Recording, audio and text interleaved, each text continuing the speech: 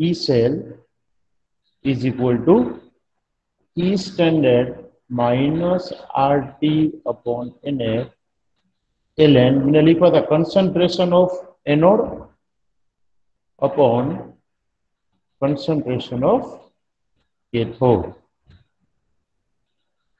अब देखिए आपको ये कहां पर काम में आएगा।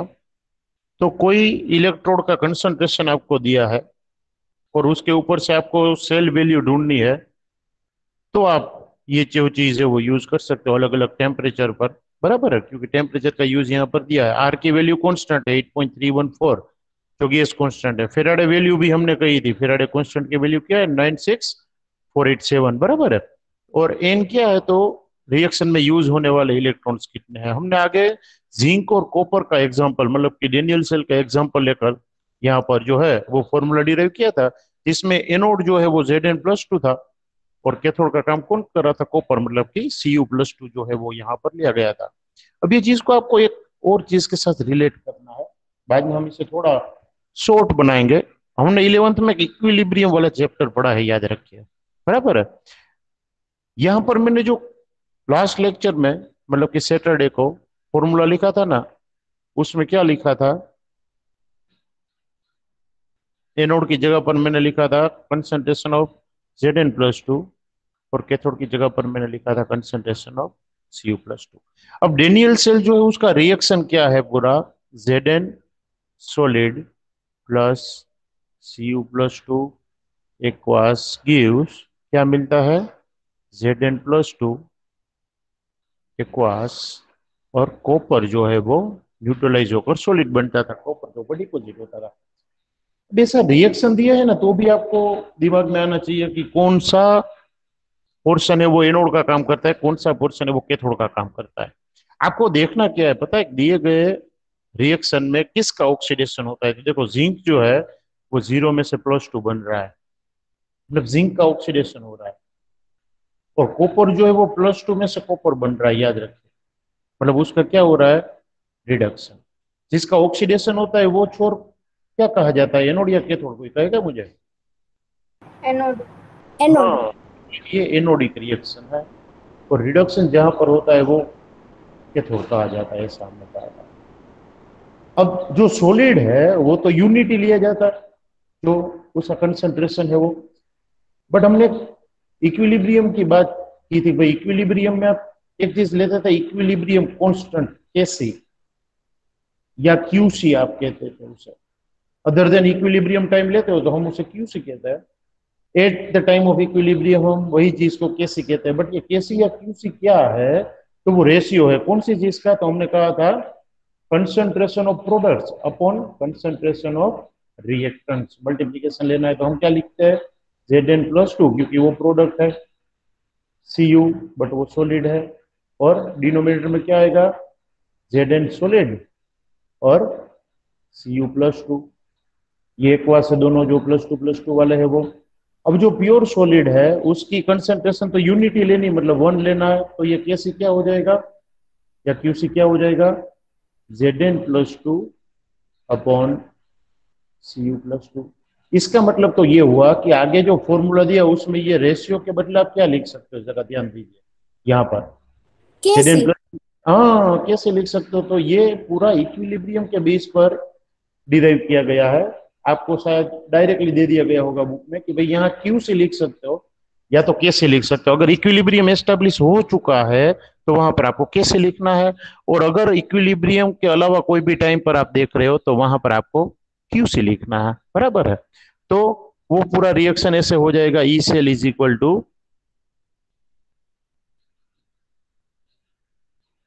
ई स्टैंडर्ड सेल।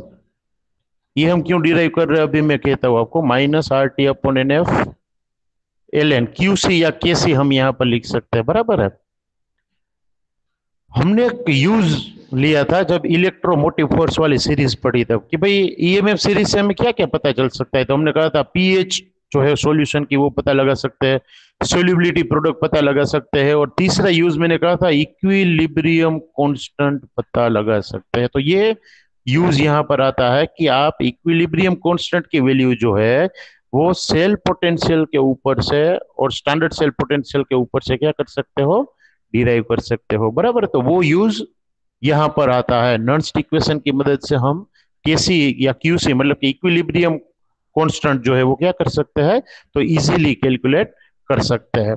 दूसरी बात, अब इसमें ट्विस्ट क्या करेंगे, ये तो जाना माना रिएक्शन था कि भाई डेनियल सेल है, कितने इलेक्ट्रॉन का चेंज होता है डेनियल सेल में, तो आपको देखना है कि भाई 2 इलेक्ट्रॉन जिंक ने डोनेट किए, वही 2 इलेक्ट्रॉन कॉपर ने क्या किए, गेन किए। बट अगर कोई दूसरा पेयर आपको दे दिया है मेटल्स का, जैसे कि आपको दे दिया है जिंक के साथ सिल्वर दे दिया है Zn+2, और सामने सिल्वर दे दिया, देखो क्या ध्यान रखना है वो देखना आप, सिल्वर जो है ना वो प्लस चार्ज वाला होता है, +2 वाला जिंक है और सिल्वर प्लस चार्ज वाला है। अब कोई आपको पूछे कि इसमें कितने इलेक्ट्रॉन का चेंज हो रहा है, तो आपका आंसर क्या होगा। मैं तो सीखा नहीं वाला हूं, बट 11th कितना याद है वो चेक करना हम चाहते हैं। तो मुझे कहिए कितने इलेक्ट्रॉन का चेंज हो रहा है ये सेल में, और रिएक्शन हम क्या लिखेंगे, क्या रिएक्शन हो रहा होगा। जैसे डेनियल सेल में जिंक और कॉपर के लिए लिखा, वैसे ये सेल में आप रिएक्शन कैसे लिखोगे, आप किस तरीके से पूरा रेडॉक्स रिएक्शन लिखोगे ये सेल का। अब देखो एनोड का काम कौन कर रहा है वो तो आपको पता चल गया होगा, मैंने सेल रिप्रेजेंट किया तो कौन एनोड है। रिप्रेजेंटेशन की मेथड आपने देखी है ना, एनोड किस तरफ लिखा जाता है, लेफ्ट या राइट। लेफ्ट। हाँ, तो जिंक जो है वो एनोड है, और एनोड पर क्या होता है, ऑक्सीडेशन। तो आपको यह पता होना चाहिए कि जिंक जो है वो क्या बन रहा होगा, Zn+2। बट जिंक में से Zn+2 बनने के लिए कितने इलेक्ट्रॉन लूज करने पड़ेंगे उसे, 2 +2। इलेक्ट्रॉन, बराबर है। तो ये रिएक्शन ऑक्सीडेशन हाफ रिएक्शन हुआ। अब राइट हैंड साइड में आपने कैथोड लिखना है एज पर रूल, उसमें Ag+ में से Ag बन रहा है, मतलब Ag+ दिया है और उसमें से Ag बनाना है। क्या वैसे ही बन जाएगा या कुछ ऐड करना पड़ेगा, क्या करेंगे हम, कोई कहेगा मुझे। Ag+ में से Ag बनने के लिए क्या होना चाहिए, इलेक्ट्रॉन ऐड करने चाहिए या रिमूव करने चाहिए, ऐड करना। कितने कितने इलेक्ट्रॉन ऐड करने चाहिए, एक। एक। हाँ, क्योंकि +1 चार्ज है, कुछ नहीं मतलब 1 होता है, प्लस है, तो यहाँ पर 1 मोल इलेक्ट्रॉन ऐड करना है, 1 मोल Ag+ है तो, या एक पार्टिकल Ag+ का है तो 1 इलेक्ट्रॉन ऐड करना है, तो वो Ag बनेगा। बट रेडॉक्स रिएक्शन हम बैलेंस करते थे, तो वो बैलेंसिंग था रेडॉक्स रिएक्शन में एक रूल था, याद करिए, कि जितने इलेक्ट्रॉन्स ऑक्सीडेशन के दौरान लिबरेट होते हैं उतने ही इलेक्ट्रॉन क्या हो जाने चाहिए, रिडक्शन के दौरान यूज हो जाने चाहिए। ये है कि ये पूरे रिएक्शन को हमें क्या करना पड़ेगा, 2 से, तब जाकर ये दोनों इलेक्ट्रॉन यूज हो सकते हैं। इसका सीधा मतलब ये है कि 1 मोल जिंक ऑक्सीडाइज होता है तो 2 मोल सिल्वर जो है वो रिड्यूस होता है, बराबर है। ये सिर्फ शुरुआत है, अब रिएक्शन में कैसे लिखना है वो भी याद कर लीजिए। इसका रेडॉक्स रिएक्शन क्या होगा, हमने तो 2 टुकड़े किए ना, redox half and oxidation half, ये दोनों का सम करो, लेफ्ट में लेफ्ट ऐड करना है, राइट में राइट ऐड करना है। क्या लिखेंगे हम, Zn+2 Ag+ gives Zn+2 plus 2Ag, बराबर है। दो दो इलेक्ट्रॉन दोनों तरफ है, एकदम सेम चीज है, वो कट सट हो जाएगी, स्पेक्टेटर है इसलिए हम लिखेंगे नहीं, बराबर है। तो ये पूरा रिएक्शन हुआ, आप देखिए। अब इक्विलिब्रियम कांस्टेंट वाला फंडा याद करो आप, ये रिएक्शन को आप कैसे लिख सकते हो इक्विलिब्रियम के टाइम में, तो Kc इज इक्वल टू आप क्या लिखोगे, प्रोडक्ट के कंसेंट्रेशन का मल्टीप्लीकेशन, प्रोडक्ट में क्या है Zn+2 इंटू Ag। एक चीज आपको मुझे याद करवानी है, क्या करना पड़ेगा मुझे जरा याद करिए, मोल्स को इक्विलिब्रियम। पावर में लिखना है।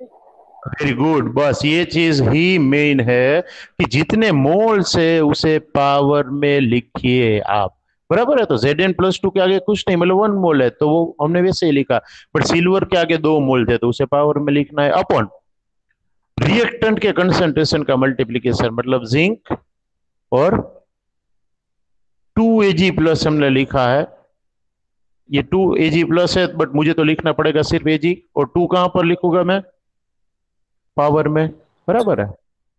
अब दूसरी बात, जो जो चीज प्योर सॉलिड है, ये मतलब न्यूट्रल है, उसकी तो कंसंट्रेशन यूनिटी है। ये तो 1 हो जाएगा, 1 का स्क्वायर भी सेम रहेगा अपॉन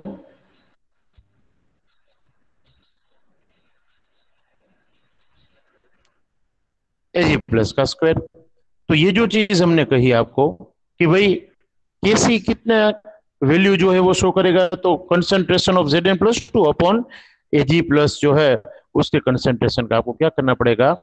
स्क्वायर करना पड़ेगा। तो खास याद रखिए, जब जब ऐसे सम आपको दिए गए हैं तो आपको क्या करना है, ये इक्विलिब्रियम वाले जो रिएक्शंस है उन्हें क्या कहा भाई, ये केसी की वैल्यू क्या लिखनी है वो आपको पता होना चाहिए। जब मल्टीपल इलेक्ट्रॉन का चेंज होता है तो क्या करना है आपको, वो n इज इक्वल टू तो 2 लेना ही है, क्योंकि 2 इलेक्ट्रॉन जिंक ने दिए, वही 2 इलेक्ट्रॉन सिल्वर ने लिए। बट वो जो चीज है वो पावर में लिखनी है। इसका मतलब ये सेल के लिए जो हमने लिखा था इस तरीके से कि Zn+2 salt bridge Ag plus Ag, तो आपको कैसी क्या लिखना है, तो पूरा नॉन इक्वेशन ये होगा, E cell, E standard cell minus RT upon NF ln। Anode क्या है तो Zn+2, और कैथोड क्या है Ag प्लस, बट हमें लिखना क्या पड़ेगा, Ag प्लस का स्क्वायर करना पड़ेगा, बराबर है। तो लिखने के टाइम ये ध्यान रखिए, जब जब आप नॉस्ट इक्वेशन यूज कर रहे हो तो पावर वहां पर लिखना है या नहीं, वो पहले रिएक्शन लिखकर आपको चेक करना होगा। दूसरी बात, ये हर बार RT अपॉन NF ln लिखना जो है वो क्या जरूरी है, तो उसके लिए एक पर्टिकुलर वैल्यू याद रख लीजिए, क्योंकि हर बार कैलकुलेशन में R की वैल्यू, T की वैल्यू और ln का मतलब होता है 2.303 लोग। तो वो 2.303 भी हम अगर यहां पर रख दे तो एक पर्टिकुलर वैल्यू मिलती है, हमें याद रखिएगा। E cell is equal to standard cell minus R मतलब होता है 8.314 जूल में, इनटू टेम्परेचर जनरली 298 लिया जाता है। अगर कोई और टेम्परेचर दिया है तो वो लेकर आपको कैलकुलेशन करनी है, बट खास याद रखिए 298 अगर आप लेते हो तो एक फिक्स वैल्यू आपको याद रखनी है। एन का एन रखते हैं क्योंकि एन रिएक्शन अलग है तो एन की वैल्यू भी अलग आएगी। जैसे यहां पर 2 थी, बराबर है, Zn और सिल्वर के बीच में 2 इलेक्ट्रॉन का चेंज हो रहा था। ओके, तो ये एन जो है वो रिएक्शन अलग है तो एन की वैल्यू भी चेंज होगी। एफ जो है वो 96487 है, और एल एन जो है उसके बदले हम क्या लिखेंगे 2.303 लोग, नेचुरल लोग है ये, तो उसके बदले सिंपल लोग में कन्वर्ट करने के लिए 2.303 से मल्टीप्लाई करना होगा, और ये वैल्यू एज इट इज रहेगी Zn+2 अपॉन Ag प्लस। अब ध्यान दीजिएगा, इसका जो सिंप्लीफिकेशन है 8.314, 298, 96487 एंड 2.303, जब टेम्परेचर 298 होता है तो ये सारी चीजें फिक्स हो गई। देखो 8.314 कभी चेंज नहीं होगा because it is constant value, 96487 भी कांस्टेंट वैल्यू है, 2.303 भी कांस्टेंट वैल्यू है, तो क्यों ना हम ये वैल्यू याद रख लें। तो आपको E cell is equal to E standard cell minus, अब ये सारी वैल्यू का सिंप्लीफिकेशन होता है 0.0591 अपॉन एन रहेगा लोग एनोड अपॉन कैथोड। ये हो गया सिंपल नॉन्स्ट इक्वेशन,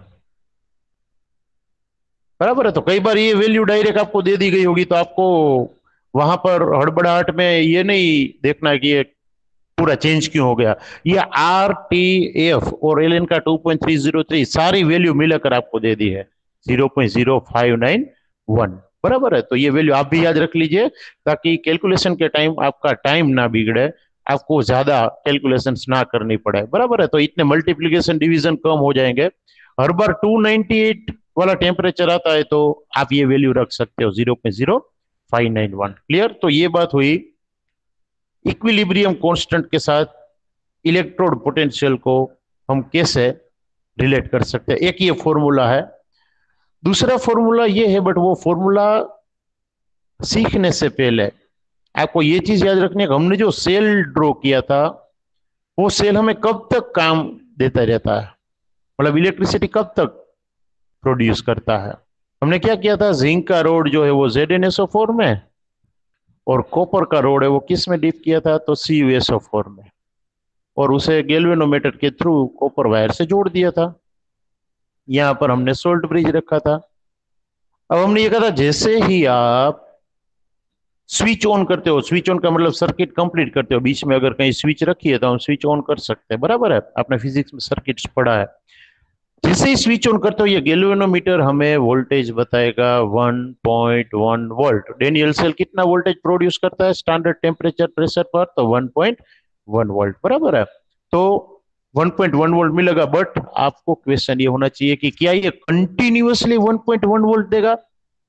नहीं, ये याद रखिए, कोई भी मैकेनिज्म कंटिन्यूअसली एनर्जी नहीं दे सकती है, बराबर है। तो क्या होगा, जैसे जैसे ये जिंक में से Zn+2 बनता जाएगा और Cu+2 में से Cu बनता जाएगा, धीरे धीरे ये 1.1 वोल्ट जो है वैल्यू जो है वो कम होती जाएगी। गैल्वेनोमीटर हमें रीडिंग्स कम दिखाना शुरू करेगा, रीडिंग डिक्रीज होगा। ऐसा कब तक चलेगा? धीरे धीरे धीरे धीरे वे वोल्टेज जो है वो कम मिलते जाएंगे, और एक टाइम ऐसा आएगा कि जिंक में से Zn+2 बनना बंद हो जाएगा और कॉपर+2 में से कॉपर बनना बंद हो जाएगा। इसका मतलब ये हुआ कि ये दोनों के बीच में क्या एस्टेब्लिश हो गया? इक्विलिब्रियम एस्टेब्लिश हो गया है। और इक्विलिब्रियम एस्टेब्लिश हो जाएगा तो दोनों तरफ सेम स्पीड से आयंस जाएंगे, हम ये नहीं कहेंगे जाते ही नहीं, बट सेम स्पीड से जाएंगे, और दोनों तरफ सेम स्पीड से जाएंगे तो ये वैल्यू रहेगी 0। वोल्टेज जो है वो 1.1 से धीरे धीरे धीरे डिक्रीज होंगे, और एक टाइम ऐसा आएगा कि 0 वोल्ट प्रोड्यूस करेंगे। याद करिए 0 वोल्ट कब मिलता था? दूसरी एक कंडीशन कौन सी थी जब कोई 0 वोल्ट दिखाते हैं हम कोई चीज का cell potential? Hydrogen half cell. हाँ, मतलब एक कंडीशन ये है कि हाइड्रोजन सेल्स दोनों जुड़े हैं या हाइड्रोजन हाफ सेल है तो उसकी वैल्यू 0 है, एक कंडीशन ये है। दूसरी, कोई भी वर्किंग सेल है वो जब इक्विलिब्रियम में आ जाए तो उसका वोल्टेज जो है वो कितना शो करता है? वो 0.0 वोल्ट या 0 वोल्टेज जो है वो शो करता है। तो खास याद रखिए, जब जब इक्विलिब्रियम एस्टेब्लिश हो जाता है तो जो वैल्यू है किसकी? ई सेल की, स्टैंडर्ड सेल की नहीं, ई सेल की वैल्यू कितनी हो जाती है? 0। मतलब XYZ कंडीशन पर वो वैल्यू कितनी हो जाती है? 0। स्टैंडर्ड क्यों 0 नहीं होता? क्योंकि स्टैंडर्ड जब वैल्यू है तब तो ये 1 मोलर होना चाहिए दोनों, मैंने ये कहा आपको, याद रखिएगा। तो इसमें तो अब कॉपर की वैल्यू चेंज हो गई है, जिंक की वैल्यू चेंज हो गई, मतलब अब तो वो 1 मोलर रहा नहीं, तो अदर देन 1 मोलर है कंडीशन, तो स्टैंडर्ड कंडीशन नहीं है, इसलिए मैंने सिर्फ ई सेल बोला। अगर कंडीशन स्टैंडर्ड होती तो हम उसे क्या बोलते? स्टैंडर्ड सेल पोटेंशियल बोलते। तो सेल पोटेंशियल कब 0 होता है? दोनों हाफ सेल हाइड्रोजन सेल है, या तो सेल जो है वो इक्विलिब्रियम एस्टेब्लिश कर चुका है, तो जो वैल्यू है वो सेल पोटेंशियल की कितनी हो जाएगी? 0। बट अगर ऐसा हो तो हम ऊपर वाले इक्वेशन को एक नए सिले से लिख सकते। देखिए पूरा इक्वेशन क्या है? E cell is equal to E standard cell, और वैल्यू ही मैं रख देता हूं 0.0591 बाई एन, और एल एन का हो जाएगा लोग, यहां पर आ जाएगा एनोड क्या था? जिंक, और अपॉन क्या आ जाएगा? कैथोड। बट हमने अभी अभी एक चीज तो कही, at the time of equilibrium E cell कितना होगा भैया? 0 वोल्ट होगा। तो एट इक्विलिब्रियम आप 0 रख सकते हो यहां पर।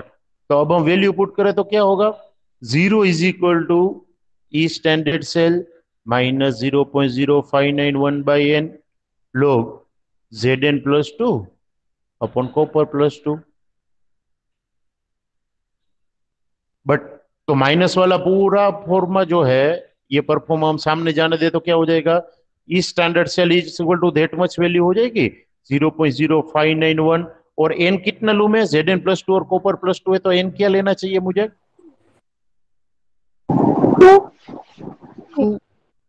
बराबर, क्योंकि जो 2 इलेक्ट्रॉन जिंक ने दिए वही 2 इलेक्ट्रॉन कॉपर ने लिए, मतलब ट्रांसपोर्टेशन तो 2 इलेक्ट्रॉन का ही हुआ। तो लोग यहां पर आएगा Zn+2 अपॉन Cu+2, और Zn+2 और Cu+2 के बदले भी मैं कुछ लिख सकता हूँ, वहां पर आपको याद होना चाहिए वो दोनों का रेशियो तो क्या है, तो मैं लिख सकता हूँ Kc, बराबर है, दोनों में से कुछ भी लिखो चलेगा। अब डेनियल सेल का स्टैंडर्ड पोटेंशियल कितना है जरा याद करो, ये स्टैंडर्ड सेल कितना वोल्टेज देता है वो स्टैंडर्ड कंडीशन पर? 1.1. 1.1 वोल्ट, तो 1.1 यहाँ पर आप लिख सकते हो is equal to 0.0591/2 log Kc। इसका मतलब सारी वैल्यू आपके पास है तो log Kc मिल जाएगा, तो log Kc is equal to आप क्या लिख सकते हो 1.1 इंटू 2/0.0591, बराबर है। तो log Kc is equal to क्या होगा भाई, तो log Kc is equal to, जरा कैलकुलेटर का यूज करिए अगर आपके पास है तो, 2.2/0.0591 करिए कितना आता है, वो देखो दोनों वोल्ट, हाँ 37.2, ओके 37.2, और पीछे कोई वैल्यू है, 2 डिजिट तक हमें जाना पड़ेगा, अगर है तो बोलिए। 25।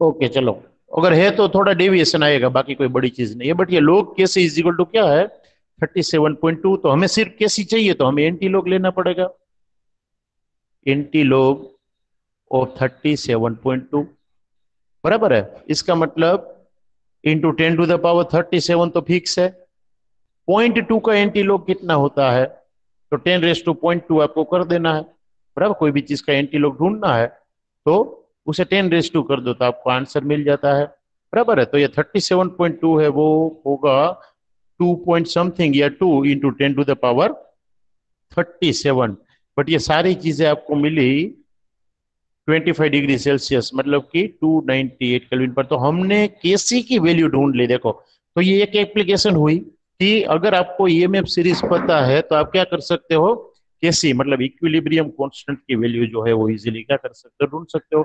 इसी तरीके से अगर यहाँ पर हाइड्रोजन सेल लिया होता, देखिएगा ये पूरा मैं डिस्क्राइब नहीं कर रहा हूं, आपके सामने एक्सप्लेन नहीं कर रहा हूं, बट यहां पर अगर हाइड्रोजन सेल लिया होता आपने तो H+ का कंसंट्रेशन आता, अगर ये H+ का कंसंट्रेशन होता तो ये log H+ कहीं ना कहीं आता और आगे माइनस भी आता, तो minus log H+ is equal to क्या होता है, कोई मुझे कहेगा? 9th स्टैंडर्ड से पढ़ते आ रहे हैं हम ये चीज,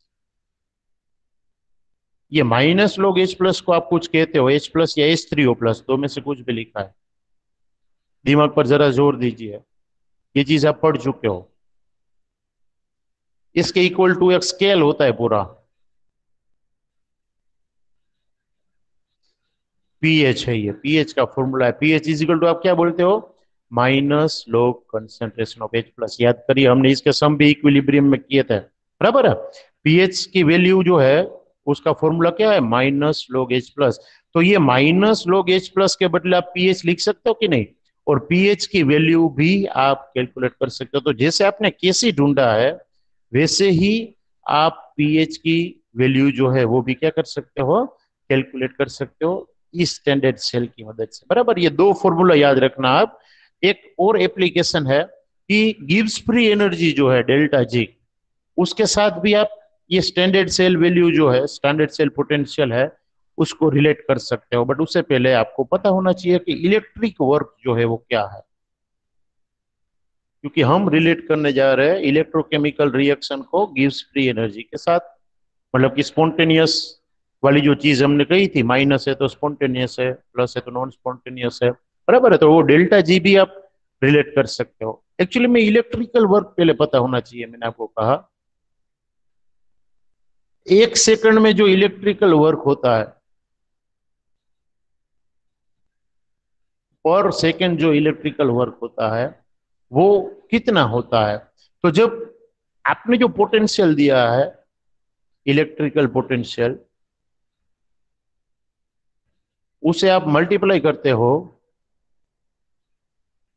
टोटल चार्ज से, जितना पास होता है ना चार्ज, इलेक्ट्रिसिटी हमें मिले या हम अप्लाई करें तब चार्ज पास होता है, तो जितना भी चार्ज पास होता है उसके मल्टीप्लाई आप इलेक्ट्रिकल पोटेंशियल करते हो, तो उतना इलेक्ट्रिकल वर्क हुआ है आप ये कह सकते हो, पर सेकेंड उतना इलेक्ट्रिकल वर्क जो है वो होता है, वो हम कह सकते हैं। और मैक्सिमम वर्क हम गेन करना चाहे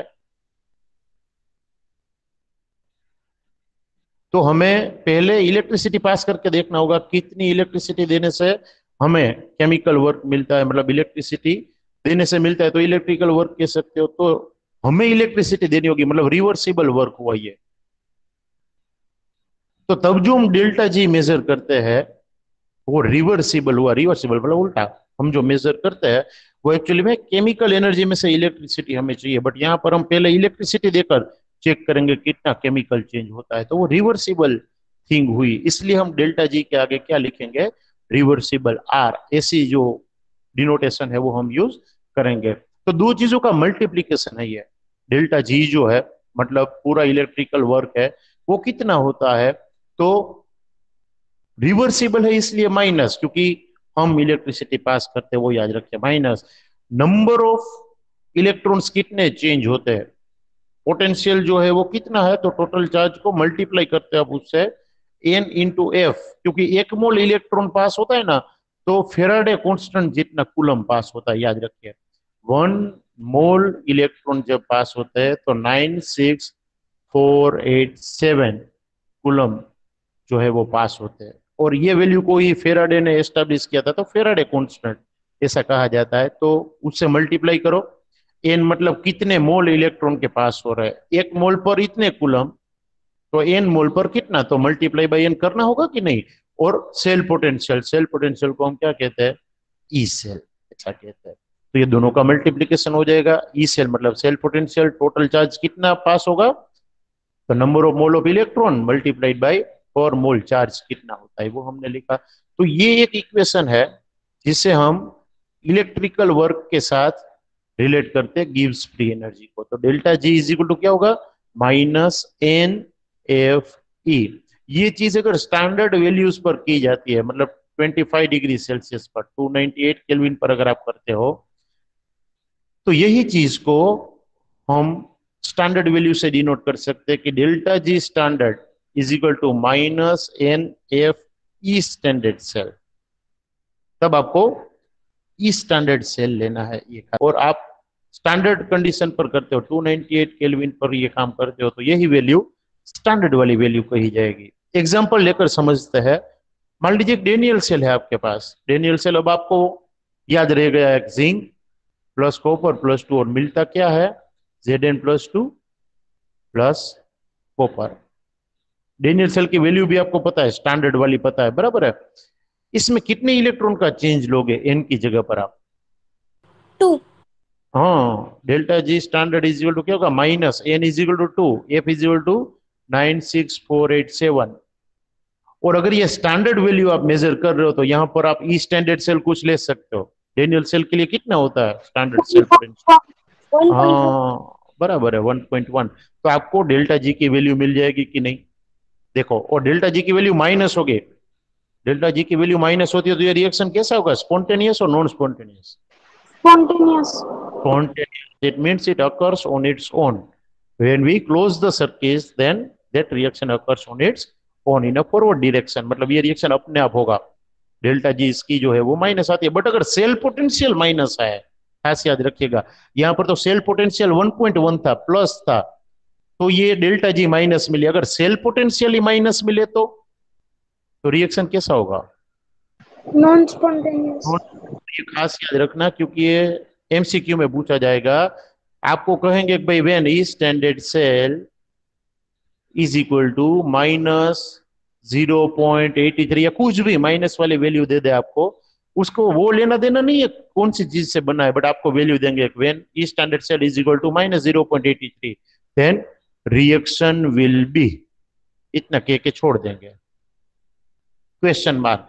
और ऑप्शन दिया होगा, फर्स्ट वन स्पॉन्टेनियस, दूसरा non spontaneous, third one it may be spontaneous और नॉन स्पॉन्टेनियस, कुछ भी हो सकता है, बट आपको स्पेसिफिकली क्या आंसर देना है, नॉन स्पॉन्टेनियस। क्यों, ये फॉर्मूला अगर पता है तो आप बोल सकते हो कि ये दोनों वैल्यू तो पॉजिटिव ही है। ई सेल अगर नेगेटिव है तो नेगेटिव नेगेटिव पॉजिटिव, मतलब डेल्टा जी पॉजिटिव है तो रिएक्शन कैसा होगा, 100% नॉन स्पॉन्टेनियस होगा। कभी आपको मल्टीपल में ये चीज दी है कि यहाँ पर 4 4 कर दिया है, रिएक्शन मल्टीपल टाइम कर दिया है आपको, तो खास याद रखिए, एक एक मोल सबके यूज होते थे ना, तो 2 इलेक्ट्रॉन चेंज होते थे। यहाँ पर सारी चीजों के कितने कितने मोल यूज हो रहे हैं? 4 मोल यूज हो रहे हैं। तो आपको एन इज इक्वल टू क्या लेना होगा?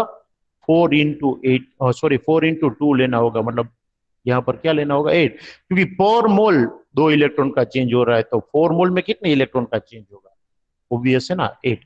तो खास याद रखिएगा, कभी कभी ऐसे बैलेंस रिएक्शन मल्टीपल करके आपको दे देंगे, इतने गुना इलेक्ट्रॉन के मोल्स जो है वो यूज होंगे, तो तब आपको डेल्टा जी गिनना है, तो वहां पर चेंज तो गिनना ही है इलेक्ट्रॉन का, बट वो इलेक्ट्रॉन के चेंज को, ये जो कॉमन वैल्यू है उसे क्या करना है? मल्टीप्लाई करना है। और ऐसा कभी पूछेंगे ही नहीं, ऐसी चीज वो नहीं करेंगे। बट जो पहले मैंने समझाया उसमें एन क्या है वो आपको पता होना चाहिए। एक लास्ट चीज मैं आपको एक एक्सरसाइज के तौर पर देता हूं। मान लीजिए मैं ऐसा रिएक्शन लिख रहा हूं,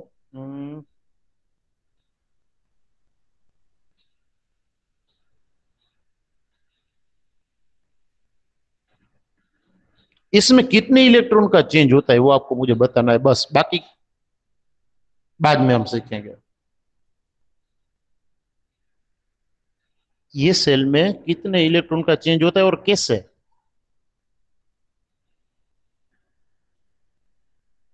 ये अगर आप कर सके ना, इसका मतलब आपको पूरी लेक्चर की सारी चीजें दिमाग में घुस गई है। पहले तो ऑक्सीडेशन ऑफ रिएक्शन लिखो और रिडक्शन ऑफ रिएक्शन लिखो, तो आपको पता चल जाएगा। ऑक्सीडेशन ऑफ रिएक्शन क्या होगा? किसका ऑक्सीडेशन होगा पहले वो बोलिए, जिंक का या एल्यूमिनियम का? जिंक। हाँ जिंक का, क्योंकि वो एनोड की ओर लिखा है, लेफ्ट हैंड साइड में लिखा है, तो आप ऐसे लिखोगे जिंक गिव्स Zn+2 + 2 इलेक्ट्रॉन। अब तो आपको पता है ये ऑक्सीडेशन ऑफ है, तो रिडक्शन ऑफ क्या होगा? Al+3 electrons gives Al. Very good, ये रिडक्शन ऑफ हुआ। बट यहां पर एक चीज ध्यान रखनी है, दोनों में नंबर ऑफ इलेक्ट्रॉन अलग है। याद करिए 11 स्टैंडर्ड क्या करेंगे दोनों को सेम करने के लिए? ऑक्सीडेशन रिएक्शन को 3 से मल्टीप्लाई करेंगे और वेरी रिडक्शन गुड, हाँ वेरी गुड। मतलब इसको 3 से मल्टीप्लाई करना होगा, इसको 2 से मल्टीप्लाई करना होगा, तो ये होगा 3Zn gives 3Zn+2 + 6 electrons, while ये हो जाएगा 2Al+3 + 6 electron gives 2 moles of aluminium. और कंप्लीट रेडॉक्स रिएक्शन क्या होगा? वो होगा 3Zn+2Al+3 gives 3Zn+2 + 2Al. How many electrons are changed during the chemical reaction? 6। कितने इलेक्ट्रॉन का चेंज हुआ है? 6 इलेक्ट्रॉन का चेंज हुआ है। खास याद रखिएगा, 12 नहीं भूलना है, दोनों अलग अलग नहीं है। जो जिंक ने 6 इलेक्ट्रॉन दिए है, वही 6 इलेक्ट्रॉन किसने लिए है?